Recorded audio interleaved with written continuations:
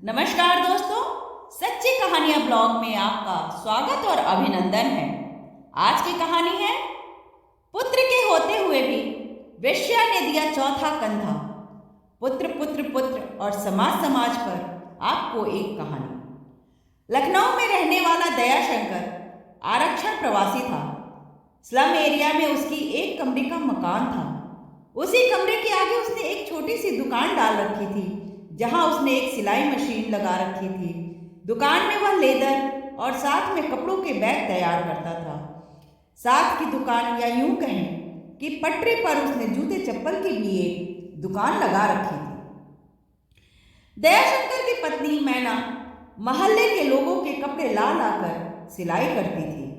दयाशंकर के 4 बेटे थे। सबसे बड़ा बेटा गौतम, उसके बाद प्रीतम, टीकमलाल और सबसे छोटा सोनम था। चारों बेटे स्कूल जाते थे।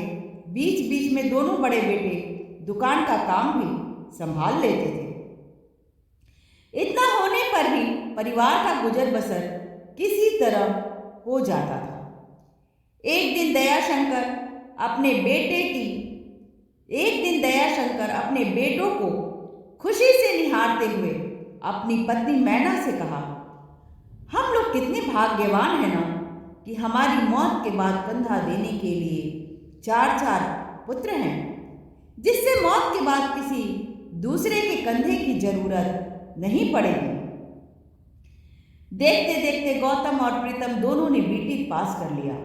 इत्तेफाक से उस वर्ष सरकार ने भी आरक्षण वर्ग के लिए नौकरियां निकाली, जिससे खाली पदों पर फौरन बहाली हो गई। गौतम और प्रीतम की रिपोर्ट सरकार को सौंप दी गई। दयाशंकर के दोनों बेटों को राज्य सरकार में आरक्षण के बल पर एक का जल निगम और दूसरे का रेलवे में नौकरी मिल गई थी।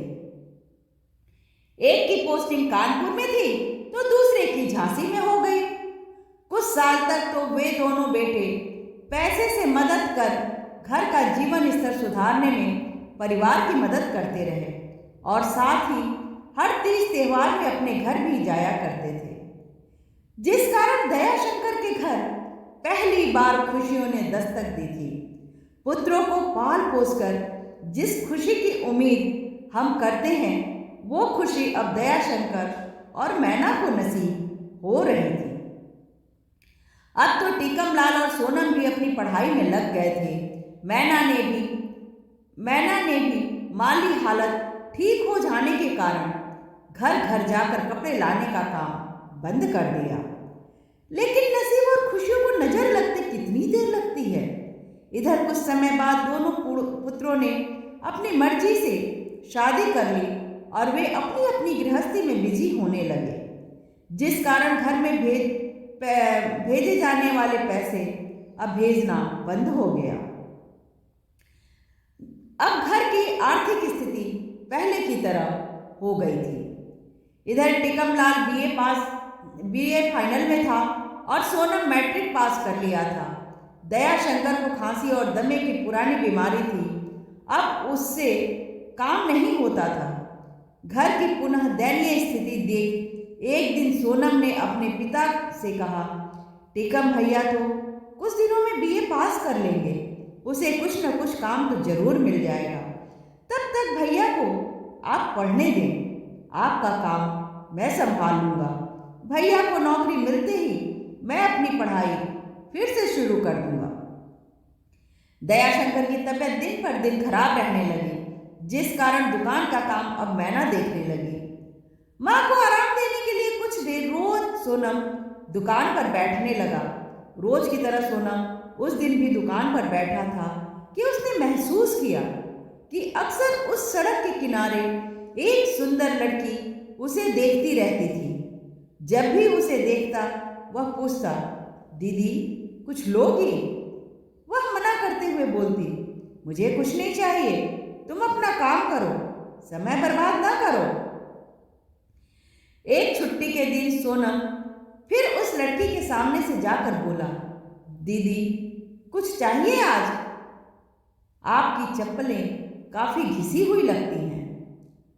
लड़की ने अपनी साड़ी का नीचे खींचकर चप्पलों को ढक लिया। फिर वह बोली, कुछ नहीं चाहिए, पर तुम रोज रोज मुझसे ही क्यों पूछते हो? यहाँ तो थोड़ी थोड़ी दूर पर खंबे पर लड़कियां खड़ी हैं, तुम उनसे क्यों नहीं पूछते? पहली बात, दीदी आप मुझे बहुत अच्छी लगती हो और साथ ही आप मेरे दुकान वाले खंभे के पास खड़ी रहती हो। बस इसलिए आपसे पूछकर 2 पल आपसे बात कर लेता हूँ तो मुझे अच्छा लगता है। बिक्री हो ना हो वो अपनी जगह पर है। अच्छा, अपना नाम बताओ, उस लड़की ने पूछा। मैं सोनम। और आप? मैं पाखी। और आपका कोई बॉयफ्रेंड है? लड़की ने धीरे से मुस्कुराकर कहा, सारा शहर मेरा बॉयफ्रेंड है, चल भाग यहां से, बित्ते भर का छोकरा और गज भर के जवान, पाखी बोली। सोनम हंसते हुए अपनी दुकान पर चला गया और पाखी भी हंसने लगी। अगले दिन फिर सोनम की मुलाकात पाखी से हुई। उसने पूछा, दीदी आपको रोज यहाँ खड़ा खड़ा देखता हूँ, आप धंधा क्या करती हो? मैं भी कुछ बेचती हूँ, धंधा करती हूँ। क्या क्या धंधा है आपका? तुम नहीं समझोगे, बोलकर पाखी ने आगे वाले खंभे के पास खड़ी लड़की की तरफ दिखाते हुए बोली, देख, जो वह करती है ना वो भी मैं करती हूँ। सोनम ने देखा कि उस लड़की के पास एक लड़का आया और उससे 2 मिनट बात की। फिर वे दोनों कार में बैठकर कहीं निकल गए। अगले दिन सोनम फिर दुकान वाले खंभे के पास पाखी से मिला। दोनों ने आपस में एक दूसरे की बात की, परिवार को लेकर के। सोनम ने कहा, मैं काम करके घर का खर्च और बड़े भाई की पढ़ाई का खर्च जुटाने की कोशिश करता हूँ। पाखी बोली, तू तो बड़ा अच्छा काम कर रहा है। मैं भी अपने छोटे भाई को पढ़ा रही थी, वह बीए पास कर चुका है। कुछ जगह नौकरियों की अर्जी दी है, उसे काम मिलने के बाद मैं भी इस खंबे के पास खड़ी नहीं मिलूंगी तुझे। कुछ दिनों तक ऐसे ही चलता रहा। सोनम भी अक्सर पाखी अपने दुकान वाले खंबे पर खड़ी मिलती। इधर 1 साल में टिकम लाल ने बीए पास कर लिया था। नौकरी के लिए उसने भी अर्जी दे रखी थी, पर साहब को रिश्वत चाहिए थी, जिस कारण ऑफर लेटर रुका हुआ था। पिछले 2-3 दिनों से सोनम अपने दुकान पर नहीं दिख रहा था, कारण उसके पिता की तबीयत ज़्यादा खराब हो चली थी। उन्हें सरकारी अस्पताल में भर्ती कराया गया था। उनकी हालत में कोई सुधार नहीं था। टिकमलाल पिता के पास अस्पताल में था। आज सोनम दुकान के लिए निकला था। पाखी ने सोनम को आवाज देकर कहा, तू कहाँ था? मैं तुझे खुशखबरी देने के लिए ढूंढ रही थी। मेरे भाई को नौकरी मिल गई है कानपुर में, लेदर के कारखाने में। सोमवार को उसे ज्वाइन करना है। बस अब 2-4 दिन बाद मैं यहाँ नहीं मिलूंगी तुझे। मुबारक हो दीदी, तुम मिठाई नहीं खिलाओगी? मेरे पिता अस्पताल में भर्ती हैं, इसलिए मैं नहीं आ सका था अपने दुकान पर। घबराओ नहीं, सब ठीक हो जाएगा, बोलकर पाखी ने मिठाई उसके मुंह में डाल दी। क्या ठीक होगा, टिकमलाल भैया की नौकरी रुकी हुई है। वैसे आरक्षण कोटे में ऑफर तो मिलना है, पर साहब को घूस चाहिए, इसलिए अभी तक लेटर इशू नहीं किया है। तुम उस साहब का पता बताओ, मैं उनसे रिक्वेस्ट करूंगी। कोई फायदा नहीं दीदी, हम लोगों ने बहुत नाग रगड़े उनके सामने, पर बिना रिश्वत लिए मानने वाले नहीं हैं। अरे तुम बताओ तो सही, हो सकता है कोई जान पहचान वाला निकल जाए और काम बन जाए। ठीक है, बताता हूँ, पर घूस की बात वह घर में ही करता है। ठीक है, घर पर ही मिल लूंगी। उस दिन शाम को पाखी उस साहब के घर पर जाकर मिली। एक काली मोटी सी औरत ने कहा, मैं साहब की बीवी हूँ, कहो क्या काम है? पाखी बोली, मुझे भाई की नौकरी के सिलसिले में साहब से बात करनी है। ठीक है, तुम यहीं रुको, मैं उन्हें भेजती हूँ, बोलकर वह अंदर चली गई। साहब आए तो पाखी को ऊपर से नीचे तक गौर से देखते रह गए। पाखी ने अपने आने की वजह बताई तो वे बोले, तुम लोगों को पता होना चाहिए कि दफ्तर का काम मैं घर में नहीं करता हूँ। पाखी ने सीधे मुद्दे पर आते हुए धीमी आवाज में कहा, सर, मैं ज़्यादा रुपए तो नहीं दे सकती, 1000-1500 रुपए से काम हो जाता तो बड़ी मेहरबानी होगी। साहब ने धीरे से कहा, मैं तुमसे ज़्यादा लूँगा भी नहीं, बस जो तुम्हारे पास है उतने से ही मैं काम चला लूँगा। तुम कल शाम को इस होटल में मिलना, याद रहे अकेले में, प्राइवेट मीटिंग होगी। और उन्होंने होटल और कमरा नंबर पाखी को बता दिया।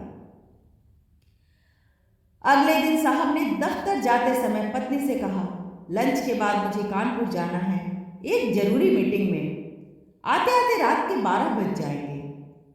दूसरे दिन पाखी सोनम को रोज वाली जगह पर नहीं मिली। मिलती भी कैसे? वह तो साहब के साथ होटल के कमरे में उनके दहकते हुए शरीर को घपाघप अपने शरीर का पानी पिलाकर मदमस्त कर रही थी। उस नौकरी के उस ज्वाइनिंग लेटर देने वाले साहब को सही मायने में अपने वेश्या होने का फर्ज निभाकर अपने मुंह बोले भाई सोनम की वह मदद कर रही थी। वो रात के 12 बजे तक साहब ने पाखी को खूब चूसा। उसे चूस कर इस उम्र में खूब मौज मस्ती की। पाखी साड़ी लपेटते पूछा, मेरा वो काम हो जाएगा ना साहब? साहब बोले, मैं इतना भी बेईमान नहीं हूँ कि तुमने मेरी तन की प्यास बुझा दी और मैं तुम्हारा काम भी ना करूँ। तुम समझो तुम्हारा काम हो चुका है। ऑर्डर तो मैंने आज ही साइन कर दिया है, मेरे ही दराज में है। कल सुबह भाई को अपना आईडी प्रूफ लेकर दफ्तर भेज देना। डाक से पहुंचने में कुछ दिन लग जाएंगे। सरकारी तौर तरीके तो तुम जानती ही हो ना? जी सर, मैं भाई को भेज दूंगी। शरीर ढकते हुए पाखी बोली। साहब बोले, पाखी, मेरा मन अभी भी तेरे शरीर के साथ खेलने का हो रहा है। तेरी मद मस्त जवानी और उसे भी कई बार लूटना चाहूँगा। फिर किसी की नौकरी चाहिए तो आ जाना मेरे पास, दे दूंगा नौकरी। ठीक है साहब जी, कहते हुए पाखी होटल के कमरे से निकल गई। अगले दिन सुबह सुबह पाखी सोनम के घर पहुंची। सोनम और टीकम घर पर ही थे। उनकी माँ अस्पताल में थी। पाखी ने टीकम लाल से दफ्तर जाकर बहाली का ऑर्डर ले लेने के लिए कहा।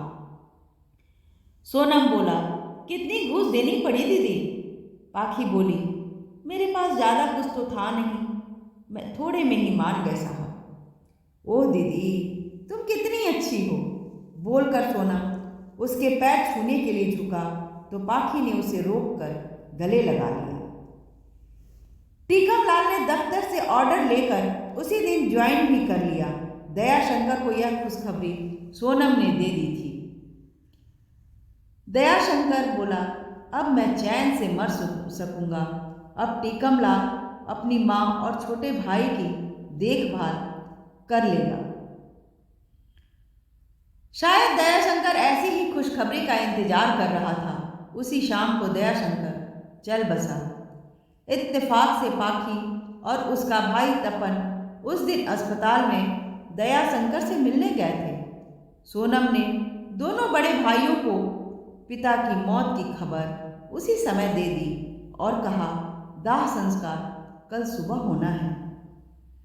बड़ा लड़का गौतम तो 3 घंटे की दूरी पर कानपुर में रहता था। वह बोला, मैं तो नहीं आ सकूंगा, बहुत जरूरी मीटिंग है। 13वें के दिन आने की कोशिश करूंगा। दूसरा बेटा प्रीतम झांसी से उसी रात आकर आ गया, मगर उसकी पत्नी नहीं आई।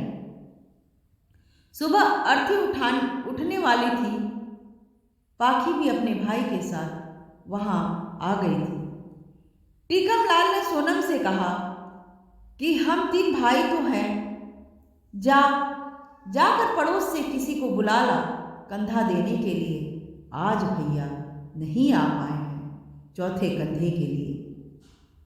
पाखी आगे बढ़कर बोली, चौथा कंधा कोई और नहीं, मेरा भाई देगा। अपने 4 पुत्रों पर नाच करने वाले दयाशंकर को अब एक वेश्या के भाई का कंधा लेना पड़ रहा था। मैना अपने पति की अंतिम विदाई के समय फूट फूट कर रो रही थी। उसे पति की कही बात याद आ गई। कितने फक्र से कहते थे कि मरने पर मेरे 4 बेटे हैं ही, कंधा देने के लिए किसी और के कंधे की जरूरत नहीं पड़ेगी मुझे। मगर उन्हें क्या पता था कि समाज में अछूत माने जाने वाली तवायफ का कंधा लेना पड़ेगा उन्हें। खैर, कुछ दिनों बाद सोनम का घर सामान्य हो चला था। पाखी अक्सर आती रहती थी। सोनम अपनी पढ़ाई पर ध्यान देने लगा था। एक दिन मैना ने पाखी से कहा, बेटी, तुमने बड़े एहसान किए हैं हम लोगों पर, एक और एहसान करोगी? माँ, मैंने कोई एहसान नहीं किया है। आप बोलिए, मैं क्या कर सकती हूँ? सोनम को अपना देवर बना लो। प्लीज सोनम को अपना देवर बना लो। वह तुम्हारी बहुत तारीफ करता रहता है। हाँ, अगर टीकमलाल तुम्हें पसंद आए तो। टीकमलाल भी उस समय घर में ही था। उसने खामोश रह के स्वीकृति दे दी थी अपनी, और पाखी की ओर देखकर उसके जवाब का इंतजार कर रहा था। पाखी बोली, आप लोगों को मैं अंधेरे में नहीं रखना चाहती हूँ। मैं कुछ दिन पहले तक कॉल गर्ल थी। पता नहीं टीकमलाल मुझे पसंद करेंगे या नहीं। कौन सी गर्ल? वह क्या होता है बेटा? माँ ने पूछा। कुछ नहीं माँ, सेल्स गर्ल समझो। सोनम झट से अपनी माँ की बातों को पकड़ते हुए बोला। मैंने बोली, तेरे बारे में मुझे सब बताता रहता है पाखी। माँ बोली, तेरे बारे में सब बताता रहता है पाखी। पाखी बहुत अच्छी लड़की है। अब फैसला इसे करने दो सोनम। सोनम पाखी के पास आकर बोला, मान जाओ ना दीदी। नहीं नहीं भाभी। पाखी ने नजरें झुका ली। उसने सिर पर पल्लू रख माँ के पैर छूने के लिए झुकी। हे गाइस, अगर ये कहानी आपको पसंद आई हो तो इसे लाइक, सब्सक्राइब और शेयर करना बिल्कुल भी ना भूलें। क्या आपको लगता है कि एक तवायफ को अपनी बहू बनाना कहाँ तक सही है? आप इस विषय में अपनी राय देना बिल्कुल ना भूलें कमेंट बॉक्स में। Thank you guys.